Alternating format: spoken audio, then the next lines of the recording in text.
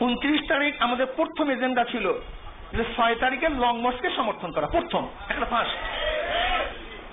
First কর্মসূচি, প্রথম কর্মসূচি ছিল 29 তারিখের এই লং মার্চকে সফল করার জন্য অংশগ্রহণ করার সাপোর্ট দেয়া 6 এপ্রিল। এবং ফার্স্ট সাপোর্ট 29 তারিখ আমাদের পক্ষ থেকে আসছে। এর আগে কিন্তু কেউ 6 তারিখের লং মার্চকে সাপোর্ট দেয় নাই। আমাদের পরে আসছে এরশাদ সাহেবের সাপোর্ট, আমাদের পরে। এমনকি আমাদের সাপোর্টে খুশি হয়ে জুনায়েদ বামুনগরী দামাত বরকাতুহুম তিনি চিটাগাংয়ের মহাসম্মেলনে ঘোষণা দিয়েছিলেন যে ইসলামী আন্দোলন আমাদের লং মার্চকে সমর্থন দেওয়ার কারণে আমাদের শক্তি এবং আমাদের হিম্মত আরো বৃদ্ধি পেয়েছে। তিনি চিটাগাংয়ে ঘোষণাও দিচ্ছেন, আমরা ছিলাম। এরপর আপনারা দেখছেন 4 তারিখে প্রত্যেকটা পত্রিকা আসছে যে আমাদের আমিল মুজাহিদ পিসবুজুদ দামাত বরকাতুহুম বলছেন যে আমাদের মুহিব্বিন, মুতাকিদিন, মুরিদ সবাইকে এই লং মার্চকে সফল করার জন্য ঝাঁপিয়ে পড়তে হবে। এরপর ব্রেকিং নিউজে 5 তারিখে আপনারা দেখছেন টেলিভিশনে প্রত্যেকটা নিউজে যুগান্ত সহ সমস্ত চ্যানেলে আসছে যে লং মার্চে সবাইকে ঝাঁপিয়ে পড়তে হবে। আপনারা যারা দেখছেন নিউজে দেখছেন, পরের দিন পত্রিকা আসছে।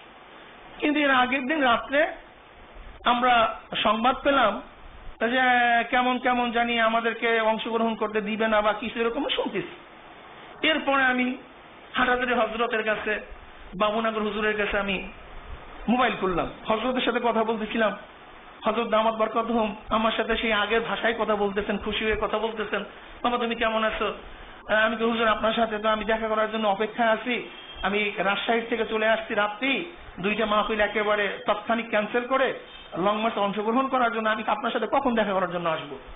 এর মধ্যে হজরতের থেকে মোবাইলটা কে বা কারা নিয়ে গেছে, হুজুর কথা শেষ করতে পারেননি।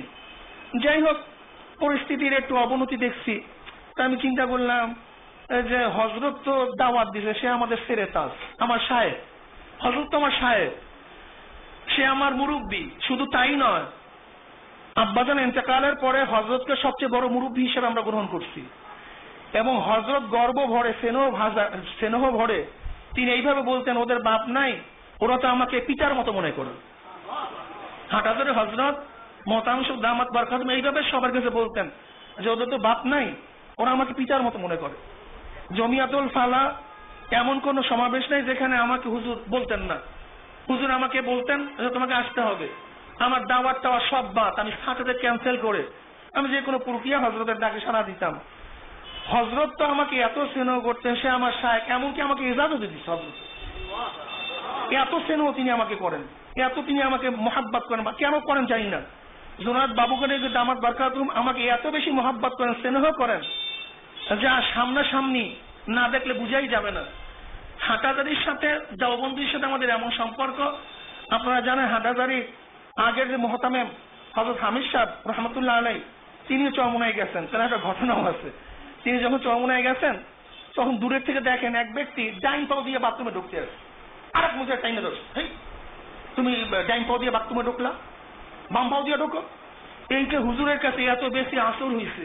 হুজুর হাটাজারির বক্তব্য দিয়েছেন যে ওখানে তো সুন্নাতের ডাইরেক্ট আমল দেখে আসে, সানবীর পরিবেশ আমরা সেখানে দেখে আসি। এরপরে হাটাজারি বর্তমানে আমাদের হযরত দামাত বরকাতুহুম তিনি চরমোনায় তো বারংবার গেছেন, মাত্র 3 মাসের আগেও তিনি গেছেন।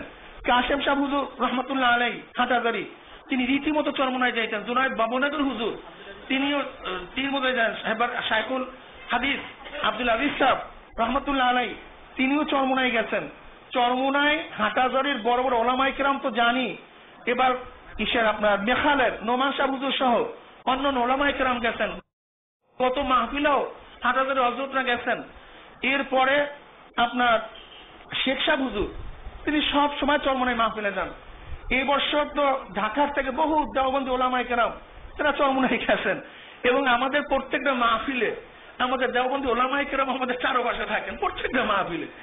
এবং আমাদের কওমি মাদ্রাসার যত বড় বড় মাহফিলগুলি হোক না কেন সেখানে আমরা থাকি, তাদের সাথে যোগাযোগ রাখি, যাদের আমাদের সম্পর্ক আছে। যাই হোক, এরপরে হঠাৎ আমরা যখন বুঝতে পারলাম যে কেমন ঘটনা ঘটছে, এরপরে আমি ফরিদাবাদের মুফতি মোহতামিম আব্দুল কুদ্দুস সাহেব আমার বর্তমানে মোবাইল দিলাম। ঘটনা কি হইলো, কেমন হইতেছে? যাই হোক, আমি বাবুনগর হুজুরকে মোবাইল দেওয়ার পরে হুজুর বলছে আমরা তো মেহমান, আপনার অমুকের সাথে আলোচনা করেন। এরপর হেমায়ত ভাইকে বললাম যে তার সাথে আলোচনা করেন। আমি চিন্তা করছি হুজুর আমাকে যখন জমিয়তুল ফালায় বক্তব্য দেওয়ার আগে হুজুরে আমার এই মাথায় রাখবে না কোথায় রাখবে, হুজুরে মানে এমনি স্নেহ করে তো, আর ছেলে হিসেবে দেখে, এর জন্য সে খুব মানে যা আমার মধ্যে মান মাদাহাকাওয়ালা ইসব ভিকা ফাঁকা। যাই হোক, এরকম ভাবে মানে হুজুর আমাকে খুব বেশি করে করতেন। কিন্তু হযরতে দেখলাম তিনিও নিজের মানে একটু ভারাক্রান্ত কণ্ঠেই বললেন যে অমুকের সাথে আলোচনা করেন। আমি হেমায়ত বলে আলোচনা করেন। যাই হোক, এরপরে যখন ঘটনা অন্যদিকে মোড় নিছে, কি শুনলাম একটা বই লেখা হয়েছে। কি বই? এরকম এরকম ওলামাদের বিরুদ্ধে নাকি কিছু 5 জন ওলামা না 6 জন ওলামার বিরুদ্ধে কি বই লেখা হয়েছে। এর জন্য তারা খুব ক্ষিপ্ত। আমাদের এমআই সাহেব হুজুর তিনিও জানেন না, আমাদের মহাসব হুজুর জানেন না বই সম্পর্কে, আমাদের তো জানার প্রশ্নই আসে না, আমরা জানিই না। তারা বললাম আমাদের থেকে তো রেজুলেশন হয় না, আমরা কিছুই জানি না, এটা তো আমরা জানিই না। না আপনাদের অফিস থেকে বিক্রি হয়েছে, তাও আমরা জানি না। আর অফিসটা তো আপনারা দেখেন বড়, আমরা থাকি এই সাইডে, এই দিকে কোনো ঘটনা ঘটতেও পারে, কারণ ষড়যন্ত্র কিন্তু সব জায়গায় থাকতে পারে, এটা অস্বীকার করার কিছু নেই। যাই হোক, এরপরে আমরা তদন্ত করে আমরা একে দেখলাম আমাদের নামনু মুন্সি, যার নামে বইটা ছাপানো হয়েছে, আপনি কি জানেন? না হুজুর আমি জানি না, আমি তো এরকম বই লেখার মতো তো সেই যোগ্যতা আমার মধ্যে নাই। এবং আমি বিবৃতি দেন, আমরা বিবৃতি দিলাম। এই বিবৃতি আসছে ওই এটা পত্রিকাটা ইনকিলাব দেখছেন কিনা অনেকেই, ইনকিলাবে আসছে। এরপরও আমরা বললাম হুজুর এই বইয়ের সাথে আমরা সম্পৃক্ত না, আমরা জানি না, আমাদের সংগ্রহ সম্পৃক্ততা নাই, তাহলে আছে। এরপর আমরা চিন্তা করলাম থাকতেও পারে, আমরা খুঁজে দেখার চেষ্টা করলাম কারা এই কাজ করছে, কাদের দ্বারা এই কাজ করছে। এরপরে যখন আমাদের মধ্যে খুঁজতে খুঁজতে দেখলাম যে হ্যাঁ একজনের সম্পৃক্ততা আছে আমাদের অগোচরে, আমাদের অজানায়, তখন আমরা সাথে সাথে তাকে বহিষ্কার করছি, সাথে সাথে বহিষ্কার করছি। যে তোমাকে এত বড় সাহস কে দিছে, তুমি হলো ষড়যন্ত্রের মূল, তুমি হলো হোতা। আমরা বৈঠকে বৈশা যার তার পানিশমেন্ট সাসপেন্ড করা, তাকে অব্যাহতি দেয়া, তাকে অব্যাহতি দিয়ে দিচ্ছে। আমি বলছি কোনোদিন জানো এই অফিসের মধ্যে তোমার 2 পাওই না দেখি, তোমার চেহারা যেন না দেখি, এইভাবে তাকে বলতে বের করে দিছে। ঈশ্বর আমাদের খোদার কসম আল্লাহ পাকে হাজির নাজির জানিয়ে বলতে পারি, ওই বইয়ের সাথে ইসলামী আন্দোলনের পিশাব চরমনাই আমাদের কোনো সম্পর্ক নাই, কোনো সম্পর্ক নাই। আল্লাহর কসম করে বলতে পারি ঈশ্বরের কোনো সম্পর্ক নেই। যে ব্যক্তির সাথে সম্পর্ক আছে থাকবে তাকে আমরা বহিষ্কার করছি, ভবিষ্যতেও যদি কারোর সাথে সম্পৃক্ত দেখি তাকে ভবিষ্যতে বহিষ্কার করব। যাই হোক, এরপরে আমি চিন্তা করছি আমার সাহেব সে ডাক দিস, এখানে স্টেজে কি দরকার, আমরা তো কর্মীতা, আমরা তো সহযোগী, এখানে স্টেজের দরকারটা কি? এরপরে আমি আমাদের লোকজন কালকেও আমাকে নরসিংদী এক মাহফিলে চরের থেকে বলবো হুজুর যখন আমরা টলার পথে আসতেছিলাম ডাকাইতে ধরে এমন পিটান আমাদেরকে পিটাইছে, বলে সমাবেশে যাও ছাত্রলীগের পর এমন পিটান পিটাইতে আমাকে বেহুশ করে ফেলাইছে। আমরা শুনলাম সেই আপনার মাওয়ার থেকে, সে একেবারে ওই আপনার নবীনগর থেকে আমাদের লোকজন সব পায়ে দলে হাইটা তার সমাবেশে উপস্থিত হয়েছে। এখান থেকে প্রায় আমি একটা মিছিল নিয়ে প্রায় 30-40 হাজার লোক নিয়ে আমি সামনে আস্তে আস্তে অগ্রসর হলাম। আমি চিন্তা করছি পিছনে যদি থাকি, এইটা আমার ভুলও হতে পারে সিদ্ধান্ত, আমি চিন্তা করি যদি পিছনে থাকি তারা বলবে হুজুর আসে নাই, আর আসেই নাই। তা আমি চিন্তা করলাম যে তুমি যাই যা চিন্তা করো না, তোমাকে সোরেঙ্গা নেই। তা আমাদের তো হযরতের সামনে মাটি তো ভালো কথা, যেখানে থাকে বসে থাকে, আপত্তি কোথায়? কি কথা ঠিক না? অনেকে বলছে যে বহু বহু তাওয়াজ, আমি কোনো তাওয়াজই দেখি না। এখনো চরমনায় যদি কলটল নষ্ট হয়ে যায়, ডিপ টিউবওয়েল নষ্ট হয়ে যায়, বাস আমি জামা কাপড় খুলে অলরেডি কাজ করা শুরু করে দিই এখন মিস্ত্রি হিসেবে এখন পর্যন্ত। তারপর আমি চিন্তা করলাম যে একটু সামনে গিয়া স্টেজের সামনে বসবো। তারপরে আমি আস্তে আস্তে স্টেজের কাছে গেলাম, গিয়া সাহেব বসেন, আমি একটা পেপার লাগিয়েছে, বাস আলহামদুলিল্লাহ সেখানে বসে গেলাম। এখন আমাকে দেখতেছে, সবাই দেখতেছে, আলহামদুলিল্লাহ আমি উপস্থিত, সবাই দেখেন আসি মাঠের মধ্যে, কি বল মাঠ ছাড়বো না, কি কথা ঠিক না? এর সারি মাঠ ছাড়বো না, মাঠ নাস্তিকদের দখলে দেওয়া যাবে না, কি কথা ঠিক না? তাতে যেখানে যে রাখুক অথবা নাই রাখুক। এরপরে আলহামদুলিল্লাহ একজন স্টেজের কর্মী সে এসে বলতে শুধু স্টেজে চলেন। তো আমি চিন্তা করলাম সিদ্ধান্ত এক ধরনের, তারপরে এই ব্যক্তি আমাকে স্টেজে ডাকতেছে, তো কি জানে কিনা আমি মনে মনে চিন্তা করলাম। আমি বললাম, ভাই আপনি কি ইজাজত পাইছেন, ওপিনিয়ন নিয়ে আসছেন নাকি? তাহলে হ্যাঁ হুজুর ইজাজত হয়েছে। আমি দাঁড়াইলাম, আবারও প্রশ্ন করলাম, ভাই আপনি কি যাই না আসছেন, আমাকে স্টেজ যাওয়ার জন্য বলছে, আপনার যাই না আসছেন? তাহলে হুজুর যাই না আসছেন। এক কদম দিয়ে কারণ মনের মধ্যে সন্দেহ, সে কথা ঠিক না। আমি আবারও প্রশ্ন করলাম, আপনি কি যাই না আসছেন? তাহলে হ্যাঁ যাই না আসছেন। আমাদের মহাশয় হুজুর সেও সন্দেহ, সেও জিজ্ঞাসা করছে কি আপনি কি যাই না আসছেন? তাহলে যাই না আসছেন।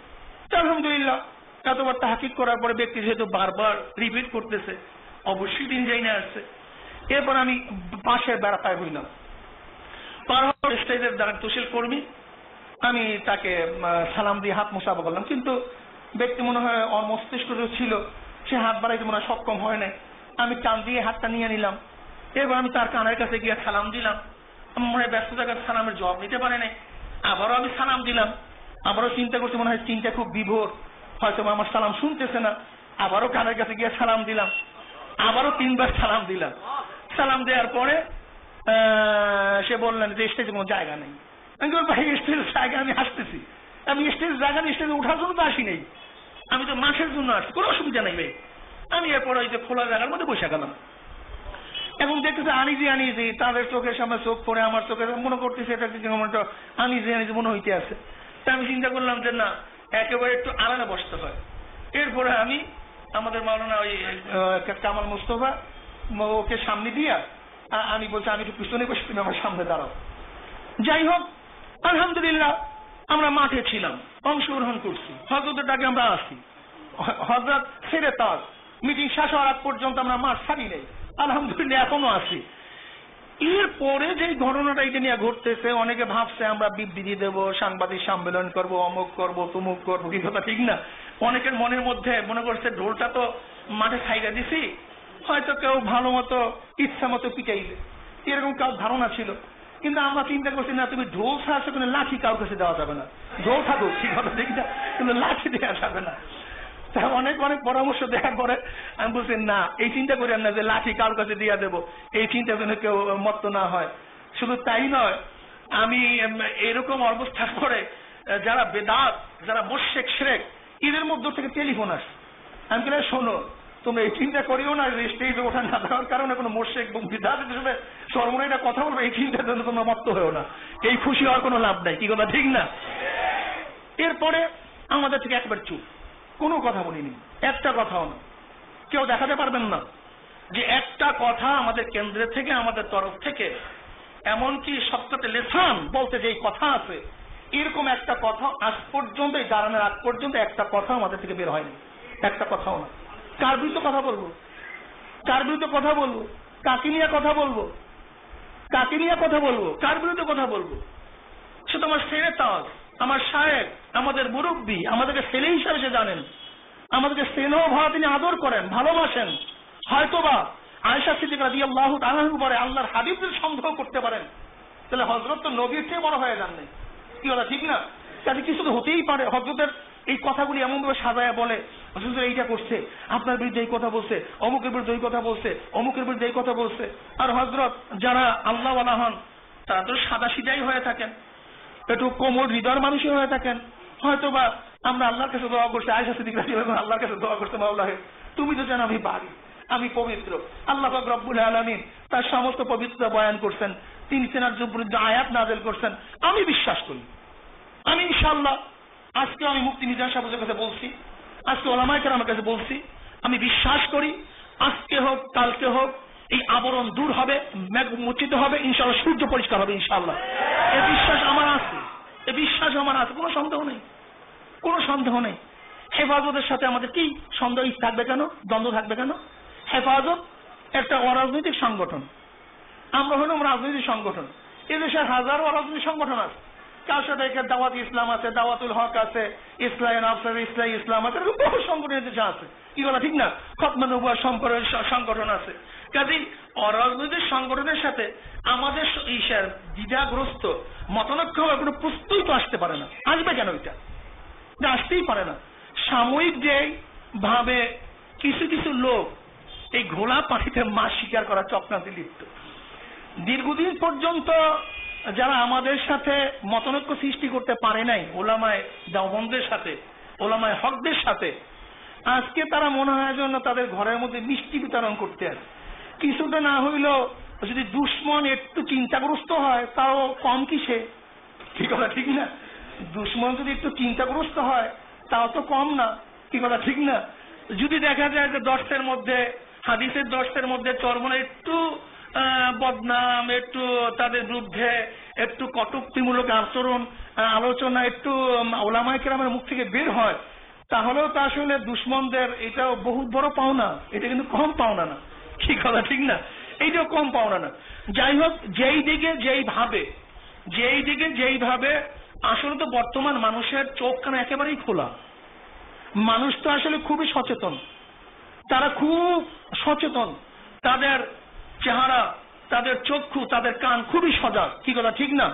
কি হইতেছে, কেন হইতেছে, হযরতকে কেউ কিছু আড়াল করতেছে কিনা, তার কাছে সমস্ত সংবাদটা ঠিক মতো পৌঁছতেছে কিনা, এই ব্যাপারেও আমরা অনেকটা সন্দিহান।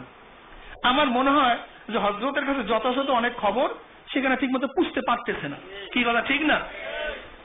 আপনারা জানেন হাটাজারিতে যে ওলামা সম্মেলন হয়েছিল, সেখানে পীর সাহেব হুজুর বলছিলেন যে হুজুর, দীর্ঘদিন পর্যন্ত আন্দোলন এবং আমাদের যত চেষ্টা, আমাদের সাধনা, আমাদের রক্ত সব অন্যরা ঘরে তুলে নিয়ে যায়, কিন্তু ওলামায়ে কেরাম যদি আমরা একত্রিত হই, আমরাই বিশাল একটা শক্তি, আমাদের কাছে ওদেরকে আসতে হবে, আমরা ওদের কাছে যাবো কেন? তিনি এই কথা বলছিলেন। যাই হোক, এর প্রেক্ষিতে আরেকজনে কিছু কাউন্টার বক্তব্য দেওয়ার কারণে, আবুল ফজল ফয়জির সাথে তুলনা করার কারণে, মৌদুদী সাহেবের সাথে তুলনা করার কারণে সেখানে বিতর্কের সৃষ্টি হয়েছে। এরপরে আমিনুল মুজাহিদ পীর সাহেব দামাত বরকতুল্লাহ বললেন, হযরত আমাদের মধ্যে ভুল বুঝাবুঝি হয়েছে, একটু মতানৈক্য সৃষ্টি হয়েছে, আমরা সবাইকে মাফ করে দেন। হুজুরে বললেন, আমি সবাইকে এখনো মাফ করে দিলাম, ভবিষ্যতে যাবে সব মাফ করে দিলাম। হুজুর এইভাবে তাদেরকে আদর কইরা এবং পীর সাহেব হুজুরের পিঠের উপর হাত দিয়া তিনি দোয়া করলেন, আবেগ আপ্লুত অবস্থায় কান্নাকারি রোল পড়ে গেছে। আমিনুল মুজাহিদ পীর সাহেব হুজুরের পিঠে হাত দিয়া বলছেন, আল্লাহ তুমি চরমনে পীর সাহেব কবুল করে নাও, চরমনে পীর সাহেব কবুল করে নাও। এরকম ভাবে তিনি দুইবার তার এই মোনাজাতের মধ্যে পিঠে হাত দিয়ে এইভাবে দোয়া করছেন। এইভাবে চলতেছে বর্তমানে যেই অবস্থা আমাদের মধ্যে, একটু কাদা সরাসরি চলতেছে। আমি অনুরোধ করবো, হাতে জোর অনুরোধ করবো, কেউ যেন কোনো অবস্থাতেই হেফাজত বা আমাদের সেরে তাস, সকলের মুরব্বী, আমার শায়েখ, আমাদের মুরব্বী যাকে বাপের মধ্যে শ্রদ্ধা করি, এই হযরতের ব্যাপারে, ওলামায়ে কেরামের ব্যাপারে কোন ফেসবুকে লেখনির মাধ্যমে, গজল আবৃত্তির মাধ্যমে আমাদের কোন লোক একটা কথাও, একটা তিল পরিমাণের কথা কেউ বলবেন না। এইটা আমার অনুরোধ, এইটা আমাদের আদেশ, কি কথা ঠিক না? কোনো অবস্থাতেই না। আপনাকে যত বলে বলুক, আরে ভাই একটা বই লেখছে ওই ইসি দিয়া, আপনার ওই আটরশি দিয়া, চরমনাই পীরের গোমরফা, বন্ড পীরের, চরমনের বন্ড পীরের গোমরফা। আর ভাই এই ময়দানে তো গালি গুলাস, বদনাম, অমুক তমুক, এইগুলোতে খাইতেই হবে। আমরা এত ক্ষিপ্ত হই কেন? আমাদের যদি প্রতিদিন আওয়ামী লীগের দালাল বলতেছে, কেন আওয়ামী লীগের দালাল বলবেন? আওয়ামী লীগ সে ধর্মনিরপেক্ষ সংগঠন, তার সাথে ইসলামের কি সম্পর্ক আছে? আচ্ছা, নিজের ভালো তো পাগলেও বুঝে, কি বুঝে কি বুঝে না? আপনি যে বলছেন আওয়ামী লীগের দালালি করি, আচ্ছা দালালি করার জন্য একটা স্বার্থ লাগবে না? আমি দালালি করবো কেন? আমি আপনার কাছে যাবো কেন? স্বার্থ লাগবে না? সেই স্বার্থটা কি? হয়তো টাকার স্বার্থ হবে, অথবা ক্ষমতার স্বার্থ হবে, এছাড়া কোনো স্বার্থ নেই। কারোর সাথে দালালি করবো কেন? হয়তো ক্ষমতার স্বার্থ হবে অথবা টাকার স্বার্থ হবে, কি বলা ঠিক না? আচ্ছা, আমরা তো কারোর সাথে জোটবদ্ধভাবে এমপি নির্বাচনই করি না, তাই ক্ষমতার স্বার্থের কোনো প্রশ্নই আসে না, কি বলা ঠিক না? আর টাকার স্বার্থ, আমি কালকে মাহফিলও বলছিলাম, আমাদেরকে বাদ দেন, আমাদের অনেক গরিব মুজাহিদ আছে যারা আল্লাহকে ভয় করে। এরকম একটা মুজাহিদের কাছে 100 কোটি টাকা দিয়া পড়েন, এটা হারাম। আমি বিশ্বাস করি ওই 100 কোটি টাকা লাঠি মার কিন্তু হারাম গ্রহণ করবে না। আপনি কি ভাবতেছেন? গর্ব করে বলতে পারি, আল্লাহ তাআলার শুকর হিসাবে, ও আম্মা বিনিআমাতি রাব্বিকা ফাহাদ্দিস বলতেছি, আমার মনে পড়ে না বড় হওয়ার পরে কার গাছের থেকে একটা বড়ই কোনোদিন সিরা খাইছে না বইলা আলহামদুলিল্লাহ মনে পড়ে না, এটা মনে পড়ে না। চরমনাই মাদ্রাসার ফান, আমাদের ফান সম্পূর্ণ আলাদা, বিশাল এক সীসাকলা প্রাচীরের নাই, শুধু তাই নয়, কোনোদিন যদি মাদ্রাসায় এক ওয়াক্ত খানা খাই, সেই এক ওয়াক্ত টাকা আমরা দিয়ে দিই। এক ওয়াক্ত খানা খেলে টাকা দিয়ে দেই। যদি মাদ্রাসাটা বাস ব্যবহার করে, সেই মাদ্রাসার বাসের টাকা দিয়ে দেই। আলহামদুলিল্লাহ, আমার বাবা, আমার দাদা এবং আমাদেরকে যেইভাবে শিখায় গেছেন যে তিনি বলতেন পরের মাল আগুন, মাদ্রাসার টাকা আগুন, হারাম হারাম। এমনকি আমার পোলাকে আমি পরীক্ষা করছি, আমার ছোট্ট পোলাকে পরীক্ষা করছি, যে একজনকে বলছে দেখো তো, বলবার যে এইটা ওই অমুকের টাকা আমি চুরি করে নিয়ে এসে টাকাটা ধরা হতো। আমার ছোট্ট বাচ্চা সেই পরীক্ষা উত্তীর্ণ হয়েছে, সে বলছে হারাম টাকা আমরা ধরি না। আজীব ব্যাপার। যার মধ্যে ঈমান আছে যে ইসলাম, তা নামাজ পড়ি কেন, রোজা কেন রাখি, যে হারাম টাকাই খায়। ইদা ওয়াকাত লুকমাতুন মিনাল হারামি ফি বাতনি ইবনে আদম লানাহু কুল্লু মালাকিন ফিস সামাই ওয়াল আরদ মা দামাত তিলকা লুকমাতু ফি বাতনিহি ওয়া ইন মাতা আলা তিলকাল হালা ফামাহু জাহান্নাম। তাহলে কেন নামাজ পড়বো, কেন রোজা রাখবো, কেন পর্দা করবো? কাজে ঘটনা যে আওয়ামী লীগের দালালি করলে শুধু কুফরি হবে, সে ধর্মের উপকার, তার ইসলাম তো নেই, সে নাস্তিকদের দোষ। কি কথা ঠিক না? এটা দালালি করবো কেন, কারণটা কি? বিএনপি দালালি করবো কেন, কারণটা কি? কি কারণে করবো? আপনাদের ধারণা কি? আচ্ছা, আমাদের সংগঠন সম্পর্কে কি বিএনপি আওয়ামী লীগ জানে না? যদি সিট চাই আমাদেরকে সিট দিবে না? আজকে একটা কথা বলতে হয়, যদি এমপি বা মিনিস্টার হওয়ার কোনো স্বপ্ন থাকতো, তাহলে 2001 এমপি হইতাম এবং মিনিস্টার হওয়ার স্বপ্ন সেদিকে পালন হইত। লিয়াজু কমিটির প্রধান ছিলাম আমি 2001-এ। বিএনপির কাছে বারবার বলছি যে আপনারা এই শর্তগুলি মানেন। সে বলছে আমরা ক্ষমতার রাজনীতি করি, আমরা আদর্শ রাজনীতি করি না। যাই হোক, এই সমস্ত ভিতর কথা বলার দরকার নেই। আমরা ক্ষমতার রাজনীতি করি না, আমরা আদর্শ রাজনীতি, ইসলামের রাজনীতি করি, ইসলামকে অগ্রসর করার জন্য চেষ্টা করি। আমরা ক্ষমতাকে কুক্ষিভূত করার জন্য চেষ্টাও করি না, সেই সাধনা, সেই মেধা আমাদের মধ্যে নাই। যাই হোক, বলতে পারেন যে আওয়ামী লীগ আপনাদেরকে সুযোগ দেয়, এই একটা প্রমাণ কি? আওয়ামী লীগ আপনাদেরকে মিটিং মিছিল করার সুযোগ দেয়, অন্যকে দেয় না। দেয় না কাকে? ইদানিং সবাইকে দেয় না, সবাই করে না। ঘটনা হয়েছে চরমোনায়, কাজটা শুরু হয়েছে প্রায় 50-60 বছর আগের থেকে। ঘরে ঘরে অনেক যারা মুজাহিদ আছে, অনেক মুজাহিদের ছেলেরা এসপি আছে, ডিআইজি আছে, এমনকি হাই লেভেলের একেবারে সচিব পর্যন্ত চরমোনায় মুজাহিদদের ছেলে আছে, কারোর ভাই আছে, কারোর খালু আছে। এক ভিপি, এক বড় ইউনিভার্সিটির ভিপি, সে আমাকে বলতেছে হুজুর আমার নানার সাথে ছোটবেলা আমি চরমোনায় যেতাম। এরকম বহুত আপনার অফিসার লেভেলে সব জায়গায়। এবং আপনারা জানেন অনেকে বলে আমরা আওয়ামী লীগের দালাল। আজ পর্যন্ত আওয়ামী লীগের কোন মন্ত্রীদের সাথে আমাদের কোনো কথাই হয় না। গেলাম মোহাম্মদপুর এক কওমি মাদ্রাসা ওলামায়, তখন ওই জাহাঙ্গীর কবির নানক, তখন তার সাথে প্রথম দেখা হয় আমার। অথচ সে বরিশালের মানুষ, আমাদেরকে শ্রদ্ধা করে। বরিশালের যে এমপি হোক না কেন, যেই মন্ত্রী হোক না কেন, তাদেরকে আমাদের ঐতিহ্যগত ভাবে তাদের সব কনার একটা শ্রদ্ধা আমাদের প্রতি থাকে। এমনকি আলতাফ চৌধুরী, যিনি এদেশের স্বরাষ্ট্রমন্ত্রী ছিল, সে তো দ্যাটথিং কন্টে বলে আমি চরমোনায় মুড়ি। এরপরে এখন যে আইন ইশারা আপনার ওই ধর্ম প্রতিমন্ত্রী সাধারণ সাহেব, সে তো দ্যাটথিং কন্টে চরমোনাইকে মহাব্বত করে।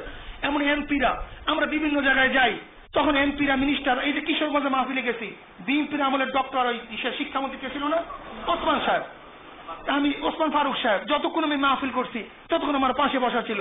আমি যাই গাজীপুরে, ধর্মমন্ত্রী ছিল আব্দুল মান্নান সাহেব, আমার পাশে বসা থাকে। এই যে মিরপুরে যাই, এমপিরা আমার প্রায় জায়গায় এমপিরা তারা মাহফিলে অংশগ্রহণ করে। যেহেতু আমাদের কাজটা পীরমুলি জেলার কাজ শুরু হয়েছে 50-60 বছর আগের থেকে, এদের আত্মীয় স্বজন, ভাই বন্ধু, এমনকি আপনি বাউফল এরিয়ার, পটুয়াখালী এরিয়ার, দক্ষিণ অঞ্চলের একজন বড় অফিসার পাবেন না যেই অফিসারের একজন আত্মীয় স্বজন তো আমরা মুরিদ নেই। এরকম একজন অফিসার আমাকে দেখাতে পারবেন না দক্ষিণ অঞ্চলে। কাজে ঘটনা হয়েছে আমরা যেহেতু একটা মধ্যপন্থা অবলম্বন করতেছি, এর জন্য আওয়ামী লীগের আমরা শত্রু, বিএনপির আমরা শত্রু, আর শত্রুর শত্রু আমার বন্ধু, শত্রুর বন্ধু আমার শত্রু। কি কথা ঠিক না? যেহেতু আমরা মধ্যপন্থা অবলম্বন করার কারণে আওয়ামী লীগ চায় না আমাদেরকে পিটান দিয়া, আমাদেরকে অত্যাচার করিয়া বিএনপির সাথে মিলাইয়া দাও, আর বিএনপি চায় না আমাদেরকে সমালোচনা করিয়া তারা আওয়ামী লীগের সাথে মিলাইয়া দাও। এটা রাজনৈতিক কৌশল, এটা হিসাব বুঝতে হবে, এটা বোঝার চেষ্টা করতে হবে। যেমন দুইজনে আপনার মারামারি শুরু করছেন, মাঝখানে একজন ব্যক্তি আছে, আপনার তখন আপনার থিওরি থাকবে কি, এই ব্যক্তি আমার পক্ষ অবলম্বন না করুক, তার পক্ষ অবলম্বন না করুক। Islami Andolan Bangladesh, no Awami League, no BNP, এটা আমরা প্রত্যেকের হৃদয় অঙ্গম করতে সক্ষম হয়েছি। বিদায়ী তারা চিন্তা করে যে ইসলামী আন্দোলন যেই ভাবে চলে চলতে দেও। কি কথা ঠিক না? ওরা ওদেরকে অত্যাচার অবিচার করিয়া কোন পক্ষে মিশাইয়া দেওয়ার রাজনীতি কোনো পাগলও করবে না। এটা কোনো পাগলের থিওরি না, এটা কেউ করতে পারে না। শুধু তাই নয়, আপনারা জানেন আল্লাহ পাক রব্বুল আলামিন নিজে কালামে পাকের মধ্যে ফরমান, ওমান ইয়াত্তাকিল্লাহ ইয়াজআল লাহু মাখরাজা। ইসলামী আন্দোলন বাংলাদেশ উস্তিতারা তাকওয়া আজ পর্যন্ত কোনো জাতীয় গুনাহ তারা করে নাই, আলহামদুলিল্লাহ, এখন পর্যন্ত করে নাই। তার শরীয়তের বিরুদ্ধে কোনো কাজ এখন পর্যন্ত করে নাই ওপেন ভাবে। আল্লাহ পাককে ভয় করি বিধাই ফাকশাইনাউ ফাম লা ইউসিরুন, এটাও হতে পারে। এরপর হাদিসের মধ্যে আসছে না, আল্লাহ ইয়াইতাহাযা দ্বীন বিরুদ্দুল ফাজিল, আল্লাহ পাক রব্বুল আলামিন তো ফাজিলের দ্বারা দিনে খেদমত নেয়, কি বলা ঠিক না? বন্ধ করে না মানে আমাদের গণ অবস্থানে আমাদের পিটাইয়া আমার মেজো ভাই মোসাদ্দিক বিল্লাহ মাদানির পাও ভাঙ্গা যায় নাই, আমাদের হেমায়ত সাহেব সেদিন গুলি করে তার মাথার মধ্যে আঘাত করে নাই। শুধু তাই না, আব্দুল সত্তার সাহেব আছেন, এই আব্দুল সত্তার সাহেব দাঁড়ান আপনি। এই আব্দুল সত্তার সাহেবের সেই গণ অবস্থানের সময় যখন ওখান থেকে যাওয়া ধরছে আওয়ামী লীগের ক্যাডাররা, দুশ্মনেরা ইসলামের, তার এমন পিটান পিটাইছে, পিটাইয়া সমস্ত মাথা ফাটাই হলে এই আব্দুল সত্তার সাহেব আমাদের ছাত্র আন্দোলনের মারছে। শুধু তাই নয়, হরতালের সময় আমাদেরকে এমন পিটান পিটাইছে যা আপনার টেলিভিশনে দেখছেন, সেই কেসগুলি আজ পর্যন্ত আমাদের থেকে যায় নাই। শত শত কেস হরতালের সময় আমাদের উপরে আসে। কাজে ওরা তো আমাদের বন্ধু না। ওরা জানে যে ইসলাম এবং মুসলমান কোনোদিন ধর্মনিরপেক্ষবাদীদের বন্ধু হতে পারে না, এই থিওরি ওদের জানা আছে, কিন্তু ওরা কৌশল করতেছে। ওরা আমাদের দিকে কিসের জন্য তাকায়, কি করতেছে? গত পরশুও কয়েকদিন আগেও নরসিংদীর মাহফিল বন্ধ করে দিচ্ছে, বিভিন্ন জায়গায় মাহফিল বন্ধ করে দিচ্ছে, এরকম বন্ধ করতেছে। আমরা তো আমাদের মাঠ পর্যায়ে কাজ করতেছি, বিভিন্ন ভাবে কাজ করতেছি। কাজে কেউ যদি অহেতুক সন্দেহমূলক বলেন যে আওয়ামী লীগের দালাল, আমি আমার বন্ধুদেরকে বলবো, ওলামায়ে কেরামদেরকে বলবো, আপনার কাছে কি কোনো দলিল আছে? যদি দলিল না থাকে তাহলে একজন আলেমের বিরুদ্ধে আপনার কমপক্ষে এই তোহমাত দেওয়াটা ঠিক হবে না, যে ঠিক না। আজকে দেখেন ওলামায়ে কেরাম যেখানে বিরোধিতা করবে জামাতের, যেখানে আজকে ওলামায়ে কেরাম সমালোচনা করবে মওদুদী সাহেবের, যেখানে ওলামায়ে কেরাম আজকে সমালোচনা করবে আটকশি, সুরেশ্বর, মাইজবান্ডার, অমুক তমুক, রাজারবাগ, দেওয়ানবাগ, বেদাতীদের, সেখানে ওলামায়ে কেরাম কেন চরমনের আপনার মোকাবেলা করবেন, কেন বিরোধিতা করবেন? আমরা তো ওপেন দ্যাট থিং করতে বলতে চাই। যদি আমাদের মধ্যে কোনো ভুল থাকে ধরিয়ে দেন, আমরা ইনশাআল্লাহ ওপেনে সবাই সামনে, জাতীয় ভুল হইলে জাতীয়ভাবে ক্ষমা চাবো, যদি কোনো গোপনীয় ভুল হয় গোপনভাবে ক্ষমা চাবো। বোর শুদ্ধের মধ্যে আপত্তিটা কোথায়, অসুবিধাটা কোথায়, কি কথা ঠিক না?